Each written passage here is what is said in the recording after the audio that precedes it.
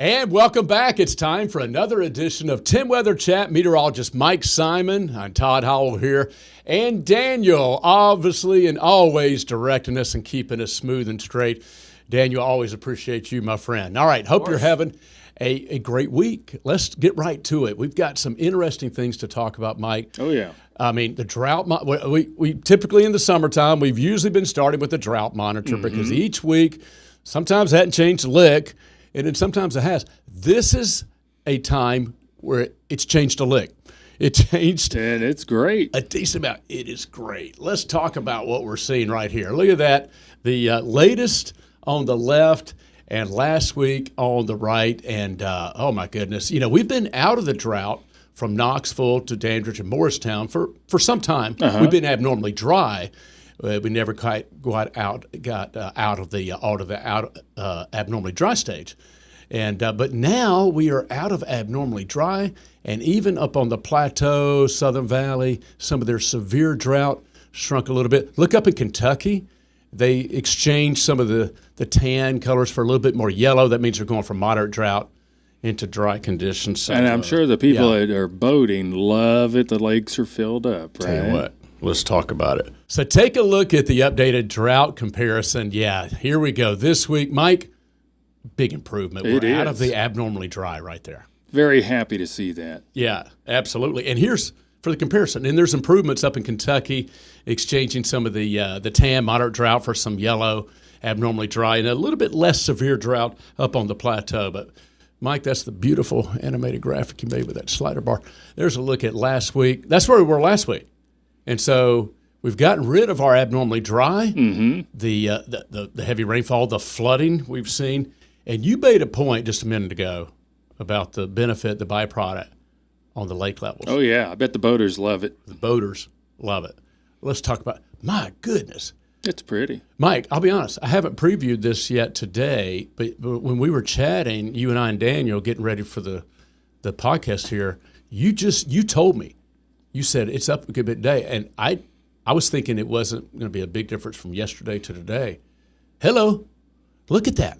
That peninsula, it's all the clay is just about covered. Yeah, and Cassie looked it up. It's, half a foot above? Half a foot above summer pool. Mm-hmm. Not only we were well below, but my, oh my, how quickly things can change. Actually, I'll be honest, that is noticeably more than just yesterday. And, we didn't really have a lot of spotted showers. It takes a while for that runoff, I guess, to come on into the shrine. Now, TVA does a great job of managing the water levels throughout the reservoir system. But, my goodness, a half a foot above summer pool, I mean, that's a great sight because it's for so long, it seemed like, it was a struggle. Oh, it was really low before. Yeah. Really, really low.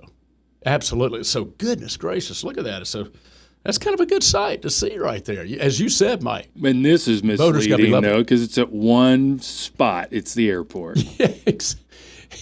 Now to the airport. We bring you this week's update of McGee Tice. It's something. We were talking a little bit last week. We were wondering, I think last week, the last time we did it, we had 7 100s.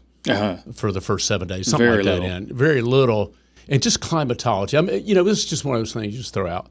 Even at the airport, you think, well, eventually, we average 5 1/4 inches for Knoxville, and at the airport for the last 30 years, that's the most recent 30-year average. You got to think at some point it's got to hit. It's got to catch up. Number one, number two, at some point it's got to hit the airport. Sure. Well, they got it finally did this last. It finally hit the airport. I think they got 1.88 inches in one fell swoop. Other inches are saying hold my water bottle. I got 4 inches, in a couple hours. Actually, some others did. Oh yeah, we saw rainfall rates in excess of 2 inches per hour. So so there's that. But nonetheless, doing better over the last few months and still behind by 5.5 inches for the year. All right. Here we are, Mike, Daniel. We're right smack dab in the heart of summer, mid-July. And first of all, how's everybody doing? Everybody having a good summer? Oh, yeah. I'm glad it's not 97 degrees like it was beginning of the month. Preach. I'm telling you, I hope we can look back and say that was our heat wave. Let's hope that's the only thing. We got it over with early. I hope we can. Daniel, how's your summer going, my friend? Oh, I'm doing great. Yeah, Good. just trying to stay cool. Trying to stay cool. Folks maybe hitting the pool or the lake, you know? Absolutely, yeah. We got a nice pool in our apartment complex, and Do you really? wife and I are excited to visit it. I got a hose out in the backyard. I just hose my.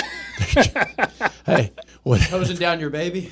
Yeah, I tell you, whatever you got to do to keep cool. I know Rebecca Sweet, who's coming back to work soon, is been seeing her photos of taking her baby Waylon to the pool and trying to keep cool. All four of them. All four of them. And they're at the age of loving the pool. Oh my goodness. Becca's she's a great mom. She does such a great job with those kids, trying to, manage and keep them cool. Hey, Daniel, so at the apartment complex, here we are in mid-July. How's the water? Is it pretty warm now, the temperature, or how is it? It does get a lot of sun. Okay. It does get a lot of sun. So Okay. if someone's pool is cold, I would invite them to ours, but it's gated. That makes it sound nicer than it is. Yes. There is a gate. Well, yeah, it's, here we are midsummer. My wife usually, this is a total side note because we're having fun, we got a little extra time, but usually Lee will not get in the pool until the end of June or early July a lot of times. We used to have a pool, we don't now, but because for a while it took a while to warm up. Not this year. You could get in, and we could get in May. Really? If folks don't like it to be cool, they Yeah, could it was pretty actually. warm, It was too. pretty warm. So anyway, See, the pool I had in Florida, Yeah. it was always chilly, which was good because it was always blazing hot. And the reason was How did that happen? it rained every day. It was always getting cooler rain. so the heat that you got, it mixed out, and the rain helped it to cool back down. Felt great. See, that's interesting because everybody in Florida has a pool too, right? Oh, you kind of have You to. kinda have to. It's tough not to It's have tough one. not to. Well, here we are in the heart of summer. So we're at our maximum average high temperature for the summer season. So that's good.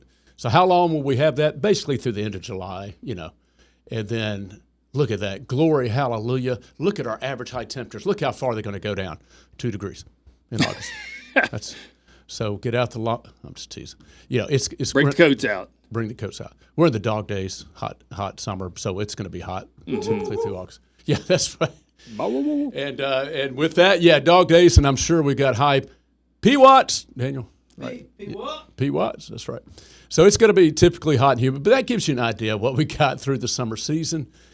Some longer range models, though, are hinting just a little bit, maybe some heat relief, slightly lower humidity. I mean, slight. Yeah. Maybe not a big deal, but hey, we'll take what we can get. Speaking of which, let's look at it, Mike. I love this is another graphic you put together. Does a really good job explaining. We're kind of looking at the temperature and the precip long-range forecast. It is good to see a little green there, though. Yes, always. I'd rather see some green on the bottom panel there for the precipitation than a base map, and certainly than the brown. Yeah, I mean, again, going back to those lake levels, that's just something I can't get over. How much that just big change. It seems like in 24 hours. But yes, if we can keep our even average rainfall. Now we average over 5 inches in July, so we'll see if we can There are keep that places trend that going. got well more than that, though. Oh, my That's why around Dandridge and up to the northeast, just Yes. inundated. I mean, yes, maybe maybe what we'll have to do, maybe on another future podcast, is look at some basin averages because we're talking about the airport, spot 1 point total. We got Oak Ridge, Tri-Cities, Morristown, Chattanooga, these point spot totals. Maybe we have to look at a basin average, because you're right. There are some areas like Dandridge, other Cock and Greene counties got that significant. Oh, yeah, flood. that's right. I mean, some of these areas have gotten 2 to 4 inches in a few hours, and then much less a whole month's worth. So it may be interesting to see. So there's a look. Yeah, we're kind of slightly above average precip and near average precipitation, and then that's the 610. And I like what you've done here. You kind of taken that out a step further. So not a big change, but close to normal temperatures, slightly above, but still hanging on to that light shade of green through the end of July that maybe can give us a little bit slightly wetter than average. So again, that could be some good news there. All right, let's switch gears a little bit. I think I know Cassie Nall's been talking about this on social, and as a weather team, you can see you probably heard a lot of weather chatter about the smoke. Oh, yeah. I've seen pictures and people showing the smoke. Yeah, man, it's significant. I mean, and it is very significant, the reduced visibilities. Now, the byproduct of that, and you can see what we're looking at is across the Canada and the Great Lakes. You see that arcing down from northwest to southeast. Now, again, we're looking at infrared and kind of a combination visible satellite, but it's showing that smoke plume and together with some high clouds. But again, that's kind of tracking right over the Great Lakes, even into the northeast. So there's some air quality issues going on there. Especially up to the northeast, yeah. Especially in the northeast. The only one byproduct benefit is it is obscuring the sun more, so the temperature's getting reduced a little bit. So there's that. Right. And you can have some incredible sunrises and sunsets.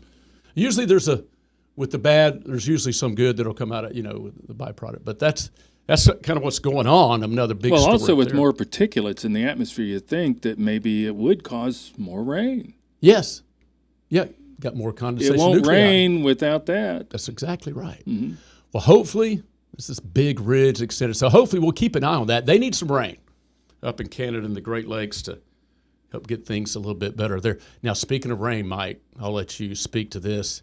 Yeah, there's storm reports in Texas. There are places that got 2 to 4 inches of rain per hour. Wow. And ended up being like 18 inches of rain in no time. Goodness gracious. I've heard and we're that's about a tropical this flooding. downpour. I have not heard that. Yeah, that's just crazy. Of course, they have a lot of places flooded right now. Around San Antonio, up toward Kerrville especially. Right. Is that Uvalde? I don't know Uvalde, how to pronounce that. And I Uvalde? Is it Uvalde? Is that okay. yeah. Oh, yeah. I only know about that because of the... And we have a camera from there, too, to show. Oh, yeah. Let's take a look. But look at all those flood reports. And this is over a couple of days. Still, I mean, that's fire hose. That's not garden hose. That's atmospheric fire hose coming down there. So this is, Uvalde. Yeah, there's the latest live camera look at some of the leftover high water, obviously road closures. And I certainly, and folks may have seen this too, in addition to the smoke, kind of the national headlines, but smoke up in the northeast. But, and we're not the only ones getting flooding, you know. Yeah. I'm glad we didn't get 18 inches of rain. No. I mean, the nature of summertime thunderstorms, especially if you get some stall boundary or tropical system or something like that, you can get these excessive amounts, certainly. Hot air can hold a lot more moisture, but that's there was one time when I was working in Asheville, tropical system downpour at Black Mountain had about 18 inches or more in 24 hours. Wow. Oh yeah, it caused some mudslides and stuff. Black Mountain. Wow. What is that? I'm trying to think. We've had a number. I'm trying to think if it's so. I don't think. Do you remember the town that typically at the base of Black Mountain on the east side by chance? I'm trying to think of it a second. It was hit very hard. Lake Lure? Lake Lure. I'm trying to think. It's just a total side note, but they're sitting at the base of Black Mountain, and they have had to deal with some very heavy rainfall. As far as our weather, when we get heavy rain, and like Cock and Greene counties recently experienced some significant flooding.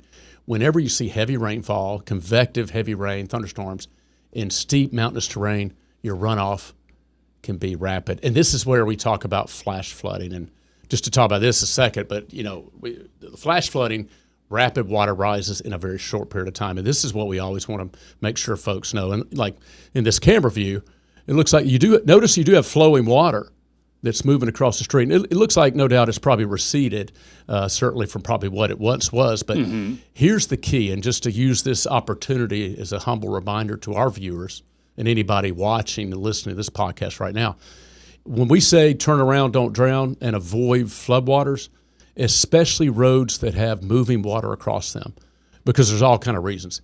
Number one, a couple of points, but number one, you don't know the depth of water. Exactly. So if you try to drive through it and you don't know how deep that is, or even if you think you do, and you get in there and your car stalls, all right, there's the problem number one. Problem number two, it's a flash flood, so you have rapidly rising water. So it's not going to stay where it is now. What if it's rising and it's moving? Pick your car up and you're gone. You're floating down. That's a problem. So that's why we say avoid flooded roadways. You don't want to be. But it happens every time. They're always rescuing cars, water rescues. Cars, yeah. You don't want to be that guy, that person that, even if it's not swiftly moving, you don't want to have to drive in there and, oh shucks. No. I need TDOT help truck come push me out. Yeah, you do see that, unfortunately. But just a humble reminder, turnaround. It's floodwaters are not something you want to take chances with. So hopefully we'll fare well the rest of summer, and we'll check back in next week and see how those lake levels are doing. And, more on the rainfall, and hope everybody has a good, safe rest of their July and summer season. Daniel, appreciate you, my friend. Until next time, Daniel, Mike, meteorologist Todd Howell, thank you so much. Again, have a good rest of your week.